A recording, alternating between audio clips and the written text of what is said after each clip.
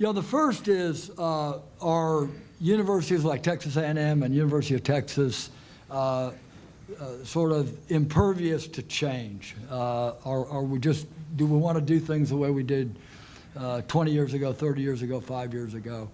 And the answer to that is we need to change. And I think everybody on our campus understands that. And these changes need to come not just from the current budget crisis. Certainly we need to be more efficient and make changes and sort of reinvent the way we do things, both in business practices and the teaching practices, you know, all across the university. But there are major changes going on in funding sources and the types of students we get and our society. And so institutions always need to be re-energizing and reinventing the way they do things, and we are absolutely committed to that. And in the sense of productivity, we talk about productivity on our campus a great deal. Much of the debate, and to be candid, and you may speak to it more in a moment, the sort of balance sheet, that the red and the black balance sheet that we've seen kind of be a focus of this debate, has as its liability side salaries, things of that sort. Frankly, it ought to include capital costs of buildings that people have their offices and their labs in. And then on the output side is student credit hours and the general revenue and the tuition that generates. And we see a huge part of the outputs, the research that's done, the societal benefit of the research that's done, and the teaching in that kind of research setting that our students get so that they go out and become productive and citizens who are contributing to our civic way of life. To be candid, that is why the Association of American Universities was concerned about that. That's more than data, right? That's a value statement of what we're trying to do, what we're trying to produce. Now, I normally, in giving talks, do not read remarks. But given the sensitivity surrounding the firing of Rick O'Donnell and the involvement of Jeff Sandifer and Governor Perry and the Texas Public Policy Foundation, I'm going to read my remarks, but I'll tell you why. It's for a reason that you might not think, and that is I want this debate to go public. I want all aspects of it to go public.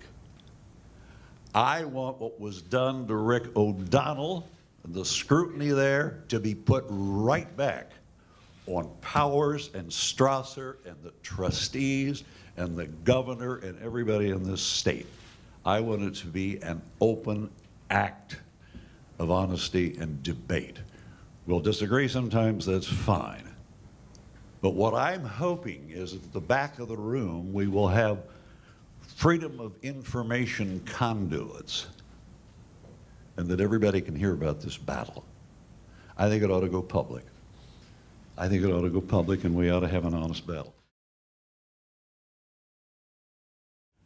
Our universities have shifted priorities to research first, students second. That's not my view. That's the view of the former dean of Harvard, Harry Lewis, who wrote, "The ultimate source of this cultural shift is the replacement of education by research as the university's principal function." If Lewis is wrong, send him a nasty letter. It is commonplace now for professors to teach only 2 classes, or 6 hours a week per semester, with release time from the classroom to conduct research. And what are we getting? A recent study issued by the American Enterprise Institute reveals, for example, that from 1980 To 2006, there were 21,674 scholarly articles published on Shakespeare. Why don't they instead read the plays? Do we need Article 21,675? I promise you there will be people who will argue strenuously with me that we need more articles on Shakespeare. Yet Derek Bach, president of Harvard for 20 years, reports, quote, that fewer than half of all professors publish as much as one article per year. One article. Last year I published about 25, and I don't have tenure. I don't even get paid. Well, researchers will counter that they are pursuing several years of research to produce a magnum opus. Well, I've been working for 5 years on research. But Dean Lewis reports that, quote, academic presses now publish books selling fewer than 300 copies. And now finally we come to the most important part of this, and that is, how is transparency and accountability to be implemented? And let me say something very shocking to you. It cannot be done by President Powers. It cannot be done by Professor STRAWSER. They cannot do it. It has to be done by the regents or the trustees. They are entrusted with the statutory authority and fiduciary responsibility to govern the university and to set policy. Often trustees and regents become cheerleaders. Their function, though, is to govern and be cheerleaders.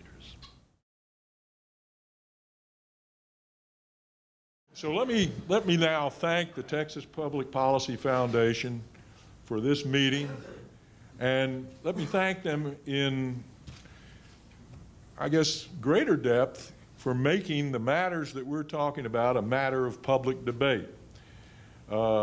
They've taken on the University of Texas, as is quite obvious here, and we do that every Thanksgiving. We've done a little better lately, but not good historically.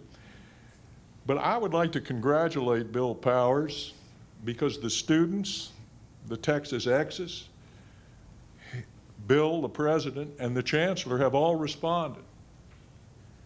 I guess over in College Station, we're sort of like King Gill, the 12th man, because we haven't heard very much from Texas A&M, at least publicly.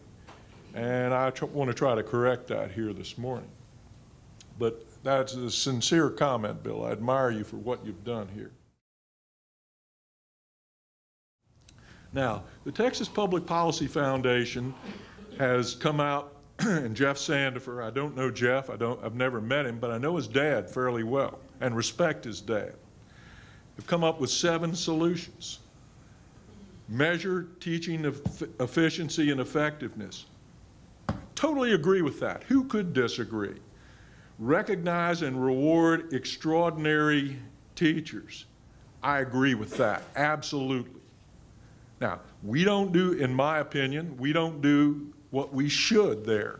I spoke yesterday at our annual awards ceremony from the awards given by our Association of Former Students, and I asked the president, I said, what's the award for teaching and what's the award for research? And he said, well, it's $4,000. And I said, golly, the same reward for teaching and research? That's kind of unusual. And then I criticized the Association for Former Students because they had 10 teaching awards and 6 research awards.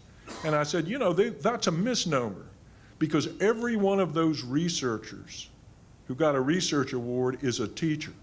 Teaching occurs not just in the classroom, it occurs in the lab, it occurs in the halls, it occurs in offices. Those people that got the teaching award, they're not just teachers, they're researchers. They keep abreast of their field. They want to train students not for the skills necessary to get a job when they finish at Texas A&M, but for lifetime jobs, for the jobs that'll be available 10 years from now, to make them lifetime learners, to give them critical thinking skills.